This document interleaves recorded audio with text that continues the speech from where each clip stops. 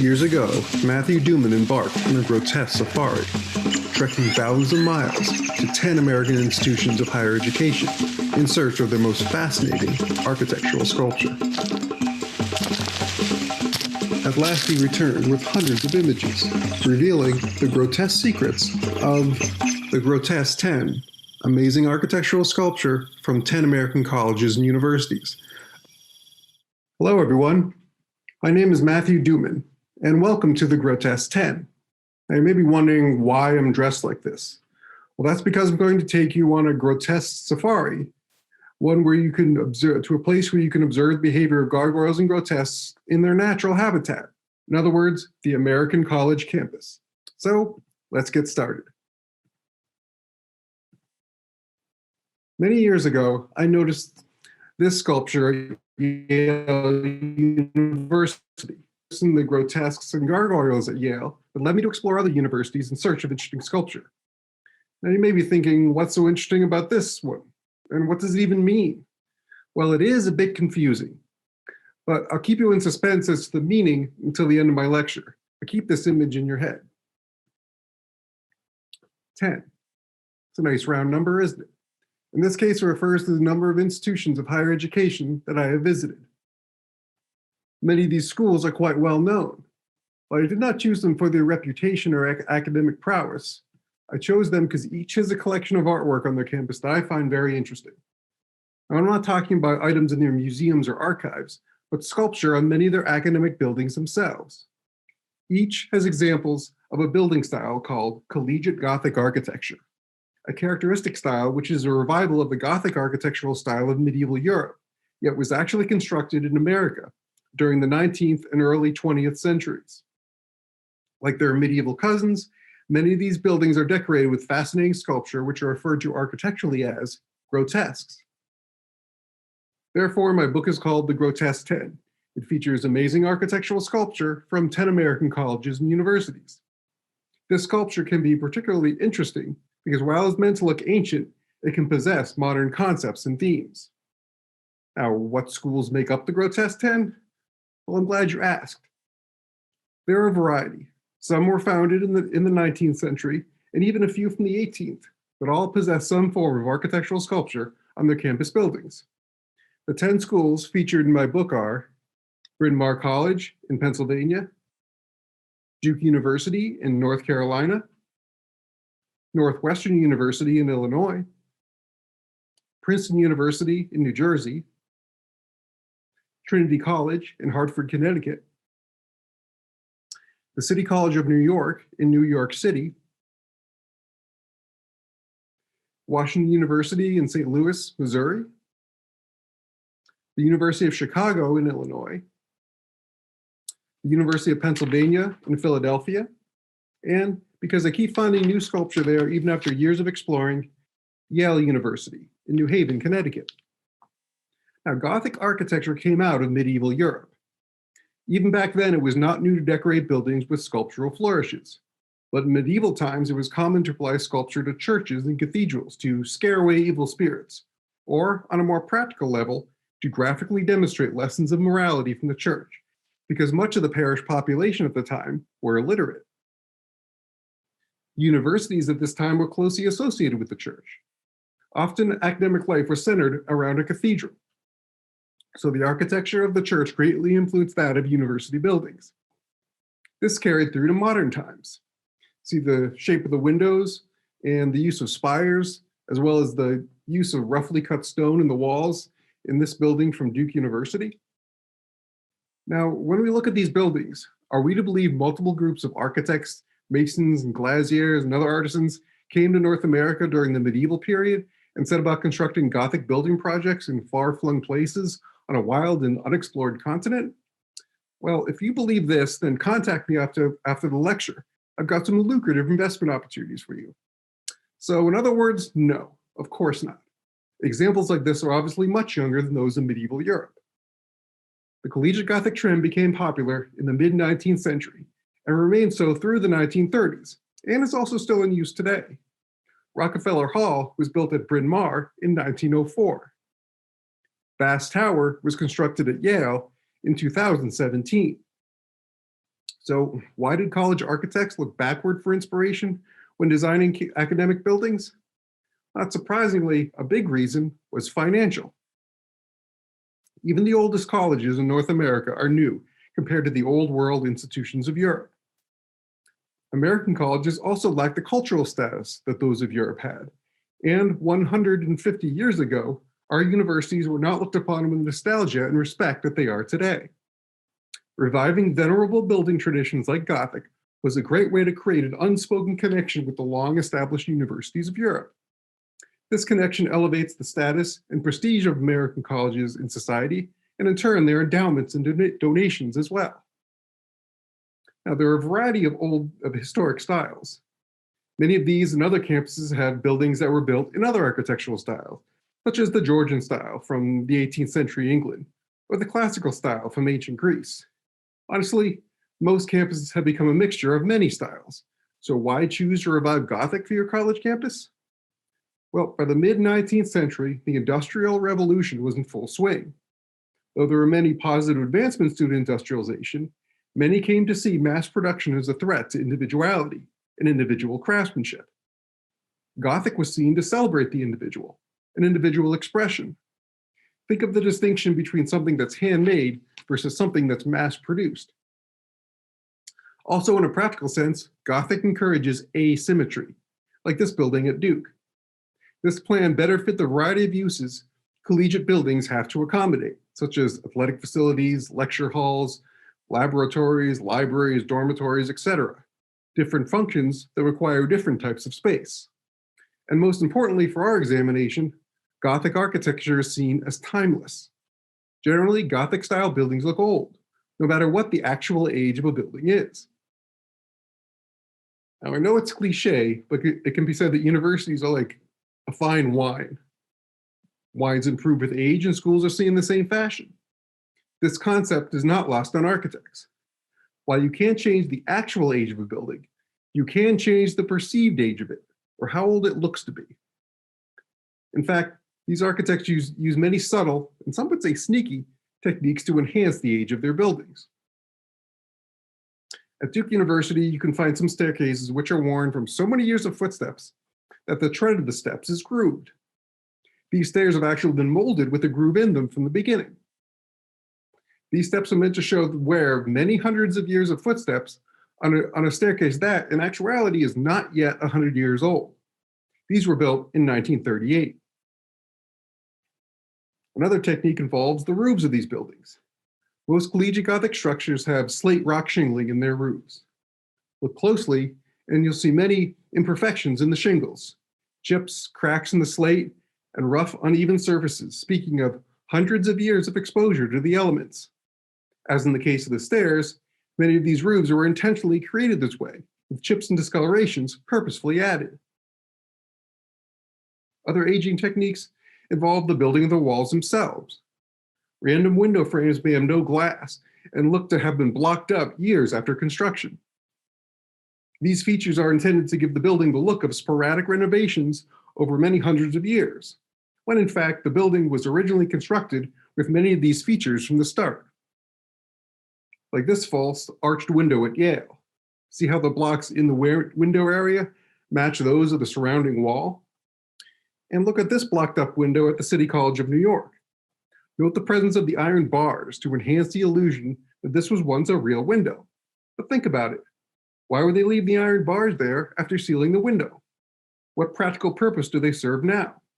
What criminal would try to break into a window that is now as solid as the wall around it? One decorative feature commonly seen on these buildings is the architectural niche. They are a tall, thin alcove, usually featuring a decorative canopy at the top and a flat platform at the base. They look like the perfect place for a statue, and some do contain just that. But more often than not, they are empty. These were intentionally left empty. You're supposed to assume that all of these spaces were originally filled with dignified sculpture, but throughout the building's quote-unquote long and colorful history, most of these statues were stolen, destroyed, or just plain removed, when in actuality, most of these niches were empty from the beginning. And lastly, never underestimate the aging effect of a good garnish of ivy. Mendel Hall at the University of Chicago dates from the late 19th century, but looks positively ancient when encased in ivy. These aging techniques are meant to work on passersby at an almost subliminal level, unconsciously leading you to draw the conclusion that these buildings are generally pretty darn old. You don't know how old, but definitely much older than any man-made structure nearby. This brings us to my favorite feature of Gothic buildings, grotesques. Putting sculpted decoration on Collegiate Gothic buildings is a direct extension of the Gothic traditions of European architecture. Many early Collegiate Gothic buildings had grotesques featuring medieval imagery, such as this king from the University of Chicago, another way to strengthen the connection between the institutions of the new and the old worlds. In architectural terms, a grotesque is a sculpted decoration on or in a building, and usually is representative of a human, animal, or fanciful creature, whose form may be exaggerated to the point of caricature. A gargoyle is one specific type of grotesque. This kind is used to channel rainwater off of the roof and away from the building so as to protect the masonry from erosion. So essentially, it's a decorative rain spout, hence the modern verb to gargle. I've already demonstrated how these buildings can mislead you, and the world of grotesques is no exception. This sculpture from the University of Chicago looks like a gargoyle, but look closely, it does not have a pipe or channel to drain water. I call these false gargoyles. While they're intended to look like gargoyles, they're just regular grotesques. To make it easier, I've divided grotesques into categories based on their subject matter. When I began establishing categories for grotesques, I originally referred to them as different species to show that, like animals, grotesques can come in a wide variety of types, until I found that there was a fatal flaw in this analogy. By definition, two animals of different species cannot produce an offspring, no matter what the sci-fi channel may tell you. So you'll never see a sharktopus or a whale wolf. By the way, these images are not in my book. But different breeds of animal reproduce all the time, like mixed breed dogs or cats. I find these types of grotesques to be a fascinating mix of meanings. Often, you need to look at them many times in order to interpret the different messages contained within, because they may combine the characteristics of multiple breeds. A basic breed of grotesque is the historic variety. They portray something about the history of their building, its area of study, the school, town, state, or even country. At the back of Yale's Sterling Memorial Library, two reliefs depict similar occurrences, but set 212 years apart. Yale was founded in 1701 in Branford, Connecticut. The school built a college house in New Haven in 1718. One relief depicts the transport of Yale's books via ox cart to the new building in New Haven. The other portrays the unloading of books from other Yale libraries from a gasoline-powered truck to the newly built Sterling Memorial Library in 1930. Demonstrative grotesque simply depict some aspect of the purpose of their building. Howe's Chapel is part of the Garrett Evangelical Theological Seminary on the campus of Northwestern in Illinois. The finial on its roof depicts two hands clasped together in prayer, a preview of the activity commonly found inside the chapel. The demonstrative grotesque seems a pretty straightforward concept, but things can get confusing as time moves on and buildings change their function. Rosenwald Hall at the University of Chicago serves as the admissions building, but began life as the home to the Department of Geology. This explains the relief portraying a saddlebag, rock hammers, fossils of sea life with the slogan, "Dig and discover" below.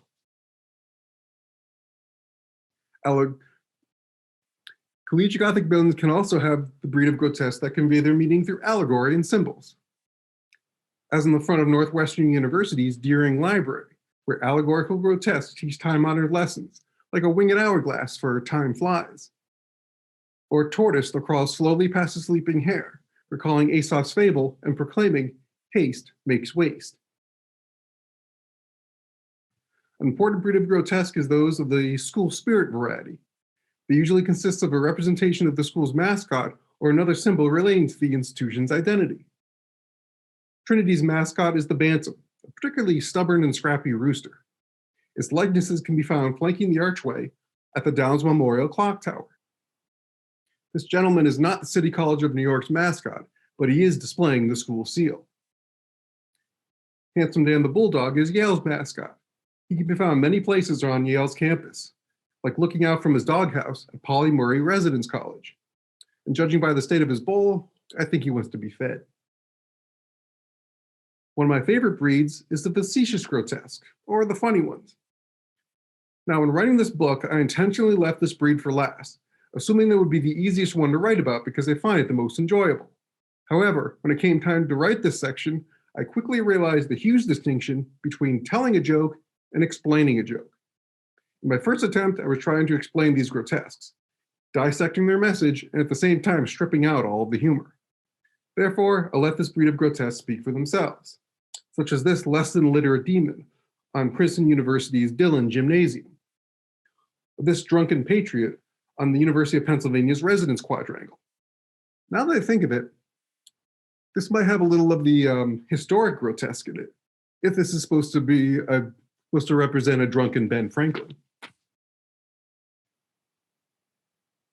Another personal favorite of mine are those grotesques that are just plain bizarre.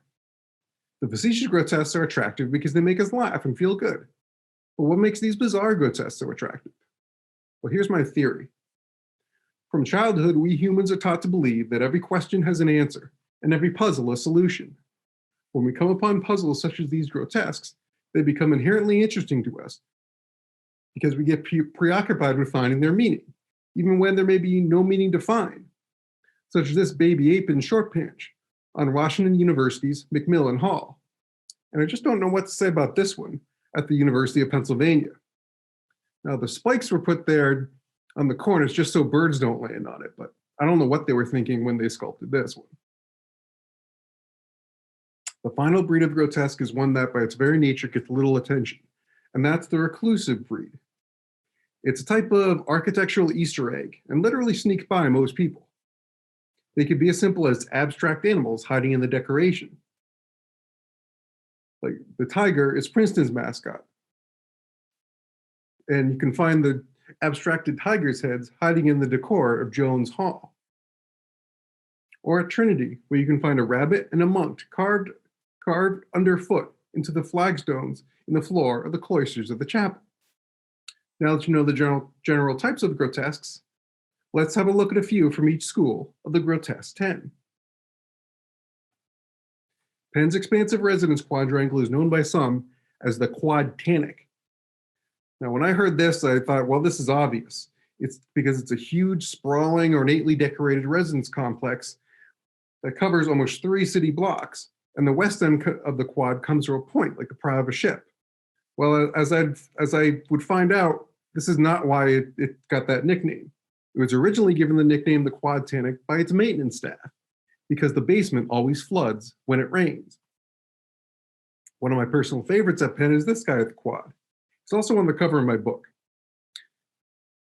This head is over 4 feet tall and mounted on the wall of a tunnel. These metal bars on each side are supports that hold a light directly in front of the sculpture. I would imagine that encountering this sculpture under harsh light late at night would be pretty unsettling. On another building, the Evans Museum and Dental Institute, there are many grotesques on its walls, and some are a reminder of a time before painless dentistry. These statues are part of a series of 4 on the gates of the Penn Museum of Archaeology and Anthropology. They were sculpted by Alexander Calder, not the artist who made the abstract mobiles from pieces of metal, rather his father, Alexander Sterling Calder, who had a more realistic style. This series is symbolic of the 4 corners of the earth from which the museum draws its artifacts. Pictured here, on the left is Africa, and on the right, North America. Many grotesques line the entrance arches of Deering Library at Northwestern University. Some are allegorical grotesques, illustrating Aesop's fables, and also note the empty niches between the arches. One fable is called The Old and the Young Rat. According to this fable, a cunning old rat, shown at the left, finds a trap baited with delicious cheese. He kindly offers it to a naive young rat, shown at the right. The young rat is killed when he springs the trap while trying to retrieve the cheese, leaving it available for the old rat to enjoy. Moral: do not blindly accept gifts. Oh, and also note the books under the trap, suggesting this fable is set in Deering Library itself. Another fable represented is called The Old Woman in the Jug. An elderly woman who really loves wine finds a wine jug by the side of the road. To her disappointment, it's empty, but it still contains the delightful fragrance of wine that it once held. While a moral is listed as the memory of a good deed lives on, I think a person who is sniffing empty containers she finds on the side of the road has deeper issues. These grotesques do not represent fables. Deering Library was designed as a place for serious study, represented on the left, but a browsing room was included so students could read for amusement as well, depicted on the right, with the reader dressed as a jester. Duke University's West Campus is a beautiful example of collegiate Gothic architecture. The Philadelphia architecture firm of Horace Trumbauer designed this section of campus during the 1930s. The firm's lead designer, Julian Abele, who actually designed most of these buildings, was African American. He worked from Philadelphia and never traveled to Duke's campus to see his creations because he was opposed to the Jim Crow laws that were still in effect in North Carolina at the time. The cigarette in this laughing grotesque mouth is not part of the sculpture, but that is how I found it. Because the Duke family built much of its fortune from the tobacco trade, I thought it was appropriate. On the rear of Duke's original medical school building, you can find this horrified student. I like to think that this is a first-year medical student observing his first cadaver dissection. A vestibule in the residence quadrangle has a series of allegorical grotesques that convey an important overall message, that of hear no evil, see no evil, speak no evil, and think no evil. Taken individually, they are merely classical heads sporting vague hand gestures, but these enhance the meaning of one another by being located so close, and together imply a theme, the 4 ways to avoid the many temptations inherent in college life.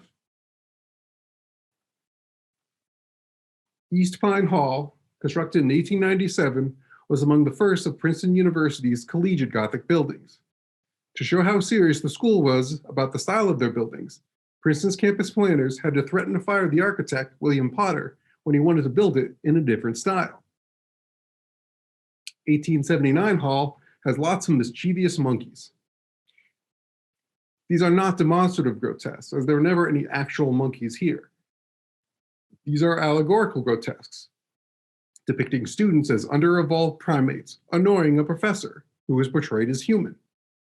This shows that Princeton professors had themselves evolved from rambunctious students. Princeton's graduate college has these joyriding sweethearts, roaring down the road in their newfangled motor car. A goose and a pig leap to get out of the way of their tires. They were called the modern youth in a New York Times article from 1927 because both were smoking. Their cigarettes have long since broken off, but the New York Times headline remains, that of "Girl Gargoyle Smokes." And how about these ghoulish grotesques? The decapitation on the right and the tongue twister on the left on Jolene Dormitory live up to what you'd expect of the word grotesque. This image shows Brookings Hall Tower from the Cloisters at Ridgely Hall. Brookings Hall is the school's administration building, but has some surprisingly bizarre grotesques, like this one called "The Dragon and His Unfortunate Victim." This grotesque is located over the entrance to the Anne Olin Women's Building and is of the school's spirit breed. You can see the school's motto, which translates to strength through truth. But, as I said, it's right over the entrance to the building. So if you stand right outside the entrance doors and look up, you can see the underside of this grotesque and see that it hides a reclusive one, a beskirted yet mustachioed monster. Like many European Gothic cathedrals, Washington University's Graham Chapel has religious carvings on the inside, but these are balanced by many bizarre grotesques depicting the alternative to heaven on the outside. This image shows Northam Towers, part of a series of buildings at Trinity College in Hartford, Connecticut, called the Long Walk, as seen from the chapel cloisters. Long Walk buildings were the first buildings to be constructed on this site in 1878, and only a small part of the original plan. One of these, Seabury Hall, has this 2-headed grotesque by an entrance. It portrays male and female graduates commemorating 25 years of coeducation at Trinity. The college began admitting women in 1969, so this grotesque dates from 1994. Some Trinity buildings were built with blank spots for later carving. You can see other blanks, uncarved blanks, on the towers of the chapel. Sadly, the Great Depression caught up with Trinity as it was completing construction on the chapel. There was not enough money to complete the entire plan, so some grotesque ornament was scrapped in favor of other, more practical aspects of the design. However, inside the chapel is a different story. There are many sculpted pew ends inside, and all the elements of these carvings are important in conveying their identity. This pew end finial might have looked like the small figure of a woodsman, but thanks to the sense of scale provided by the trees surrounding him, he is quickly identified as the enormous figure of Paul Bunyan. Another commemorates the chapel's primary donor, William Mather, whose ancestors came over on the Mayflower. It portrays a group of William's forebears kneeling in prayer, thanking God for their safe journey to the New World. Note the Mayflower seen at anchor in the background. But what are those two figures in the middle ground? I'll zoom in. A settler, armed with a rifle, chases a Native American.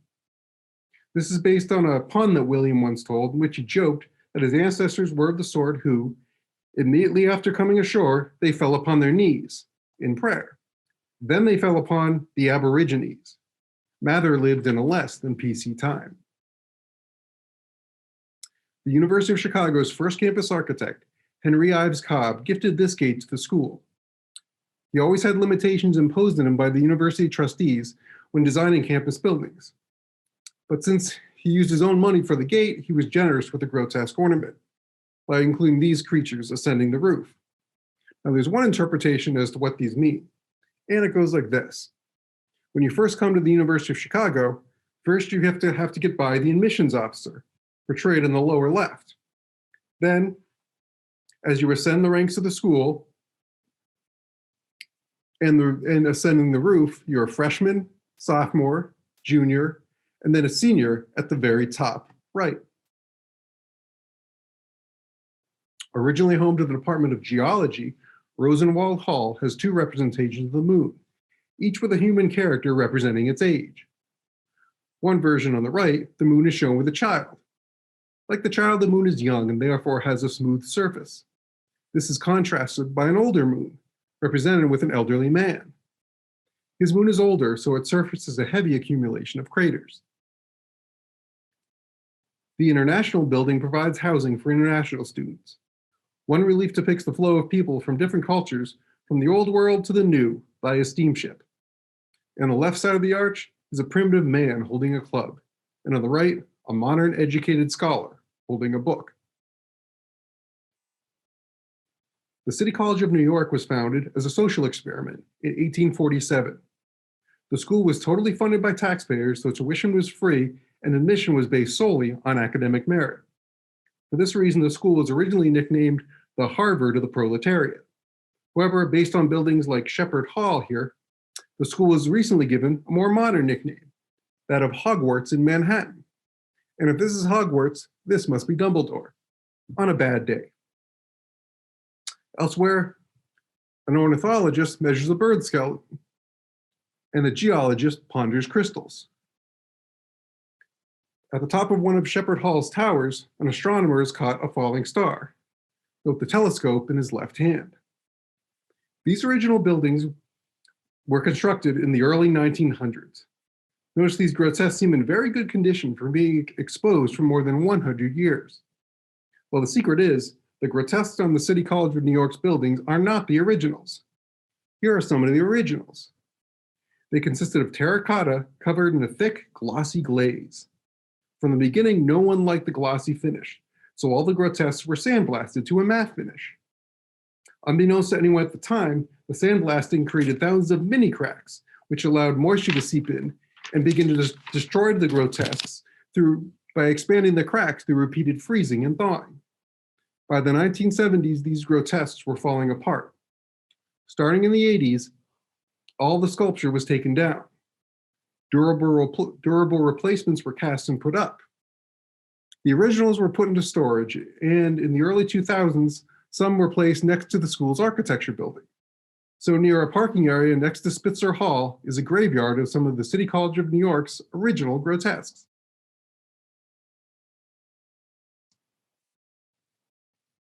Bryn Mawr College is a women's college founded in 1888 and determined to be a direct competitor to men's colleges. Important among the methods to achieve this goal was the construction of a Gothic campus. Pembroke Hall is held in high esteem as one of the finest collegiate Gothic structures in the country. This relief is a reference to Pembroke College at Oxford, which was named for William Herbert, the third Earl of Pembroke. Note the shield at the center with the three lions, the Herbert family crest, and the French phrase and Herbert family motto across the bottom, which translates to, "I will serve only one." The cloisters of the old library are encircled with many creatures, such as these two with leathery bat-like wings. The owl is Bryn Mawr's mascot, and many versions of it can be seen in Rockefeller Hall. Here, one owl interrupts another's reading. Or these owls attending class. I guess I was interrupting an important lesson when I took this photo. Yale University is an example of an historic university that has developed in conjunction with the surrounding city of New Haven, Connecticut. A few years after its founding in 1701, Yale moved to New Haven. This means from 1718 on, the school and city grew simultaneously. After 300 years, Yale's campus has become enmeshed in the fabric of New Haven. So Yale uses architectural styles like Collegiate Gothic to visually separate its buildings from those of the city. This is the tower of Yale's law school. When you see it, you immediately know it's part of Yale, because the only similar buildings in New Haven are other Yale buildings. Plus, you couldn't mistake this for an office building or a bank. The Collegiate Gothic style faded in the 1930s in favor of other more modern and abstract styles, but it didn't totally disappear. Yale completed 2 residence colleges in 2017, both in the Collegiate Gothic style. On Ben Franklin Residence College, you can find this series of portraits. Who are they? The key to answering this lies in the abstract relief at the center. It looks like a satellite photo you might see on Google Maps or MapQuest. Look at the building in the center. Its rounded porch may look familiar. This is an overhead view of the White House city block in Washington, D.C. The Y within the White House identifies these as portraits of various Yale alumni who have occupied it. Going counterclockwise from the left, you have the 27th president, William Taft, the 38th president, Gerald Ford, the 41st president, George Bush Sr., the 42nd president, Bill Clinton, and the 43rd president, George Bush Jr. This relief decorates the outside of Polybury College's lounge and depicts the hamburger as it was originally intended by its creator, New Haven's Louis Lisson of Louis' Lunch, on toast without ketchup. This pizza peel holds 2 slices. From the arrangement of the toppings, one can tell the slices come from 2 famous New Haven pizzerias, that of Pepe's and Sally's. Personally, I like the use of the pepperoni slices as periods. Polybury College alludes to the early days of computing by referencing pioneer and Yale alum Grace Hopper. She coined the term computer bug when she found a moth had short-circuited her computer. Modern computing is portrayed by this electronic tablet. Now, personally, I really think this is an iPad, considering the shape of the home button at the bottom. These are just a few of the examples of what I found at these campuses. My book has 300 pages and over 500 photos, so there are many, many more. When I traveled to these campuses, I came to see that I had a certain advantage over people who lived and worked at them every day. I found that I had the newcomer's advantage of having a fresh perspective by seeing these buildings for the first time. Many people who I had met at these institutions were surprised by what I found at their own campus. To be honest, I believe this has more to do with my mindset than my powers of observation. It's very easy to become distracted and never notice the detail around you, especially when your surroundings have become so familiar. By its generous use of ornament, Collegiate Gothic is an example of the many opportunities to find intriguing things that can exist all around us, and that we may overlook every day, things that, upon closer inspection, can reveal a variety of fascinating ideas and stories. What I wanted to accomplish by assembling these images is to show a few of the amazing things that you can find by merely noticing the detail around you, not just blindly accepting the way things are, but asking why things are the way they are. So look around you. You might find interesting things literally coming out of the woodwork, like these old chums inside Trinity's chapel in Hartford, Connecticut. Now, remember these guys? My sarcastic nickname for this sculpture is Pilgrim's Progress. When I first saw it, Pilgrim's Progress looked a little different. Originally, it looked like this. This is on Sterling Memorial Library at Yale University. In 2017, Yale was renovating Sterling. Now, Yale has had problems with political correctness in the past, so fearing controversy, the university put a blob of cement over the Puritan's rifle. This caused a controversy itself, so the whole sculpture was covered with wood. In the fall of 2019, the wood came down, and Pilgrim's Progress was gone. It was replaced by this, a grotesque depicting a tutor and a student, which is a mirror image of the original grotesque on the opposite side of the gate. Note how the book they're holding is backwards in the new version on the right.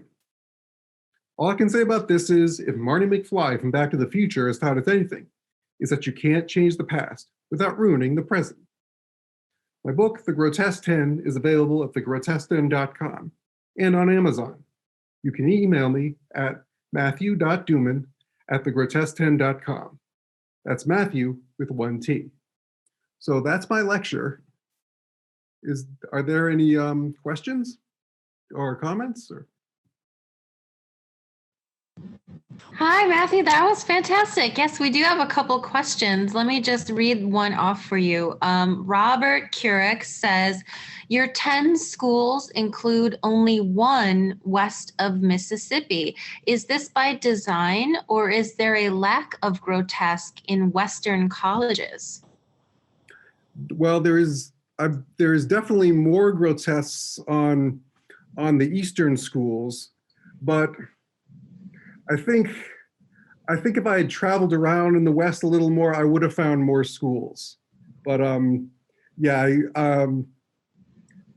there's more grotesque architecture and sculpture in general in the East, but there are some in the West as well. I bet if I would travel around there, I'd find a few more in the West. So it's probably not exclusive to East Coast schools then. No, it isn't exclusive, no. Okay. It was just a style of architecture at the time. So any school that has that style would probably have some kind of grotesques. So we've got another question from Vi. Have you seen the gargoyles on the buildings in the quad at the University of Washington? The University of Washington? No, I have not. Yeah, that's another West Coast school. So that kind of melds into the previous question. Okay, yeah. So some people have given me other schools that were more west that I should get to. And I'm thinking I should really do some more traveling. So your next book, you're going to have to label the Grotesque 20. Yes. I just had to, I had to put a limit limit somehow. So I just chose 10, but there are many more schools with this type of sculpture on their buildings. I bet. So I have a quick question, and if anybody else is still with us that has a question, you can definitely type that into the Q&A or the chat, and we'll get to those. Oh, and Vi says, very interesting talk. Thank you. Thanks, Vi. Oh, thanks, Vi. All right. So just really quickly, I know you had talked about like Gothic architecture and sculpture. And I remember when I was a student in college learning about cathedral architecture and how individual craftsmen were responsible for creating that section that they were working on. So it was very individual. Yes. So are these modern Gothic elements, are they all planned ahead of time so that the sculptors all know exactly what they're supposed to be doing? Or can it be a little more whimsical than that? Are they allowed license to be creative? Well, from what I found, it really depended on the building itself. For example, Sterling Memorial Library is like the centerpiece of Yale University, so it's a very important building. And I read that for when they were building that building, they actually had a committee of people, including faculty and administration from the school, representatives from the architects and sculptors who would decide on iconography to put on the building. There are other buildings that maybe are a little less important that I really think sometimes they just let the masons put whatever they wanted on them. So it really depended on the importance of the building. Oh, wow. That's interesting. All right. So Robert came back and said, hey, I learned something tonight. Thank you for the lecture. Thanks, Robert. Yeah. And then we had another person chime in who was listening and wanted to say, thanks, great presentation. So looks like everybody learned something tonight. That's fantastic. Great. What really attracted me to this topic was the sense of humor and the unending variety of things that I found. And that's what really drew me in. Yeah, I wonder if maybe some of the people who worked on the buildings were at one point in time a student there, and they were also inserting their own humor and poking fun at their schools a little bit with their Well, elements. that's what I found. I assumed before I got into this, I assumed that this sculpture at universities would be very stuffy and historical. But what I found is there's a lot of humor and social commentary in it, which I just think is great.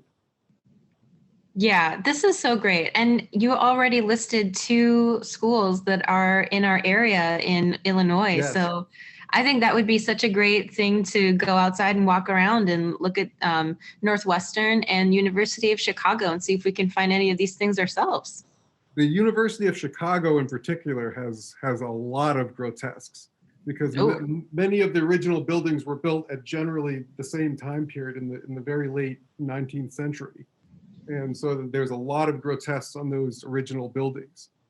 What I hope to do once COVID lets up is these were all based on the medieval universities of Europe, like Oxford and Cambridge. What I hope to do is, since I have a big archive of images from America, I hope to go back to England and go to Oxford and Cambridge and some other schools and maybe do a little compare and contrast and see the similarities and differences between them, between the new and the old world grotesques. Oh, wow. That would be awesome.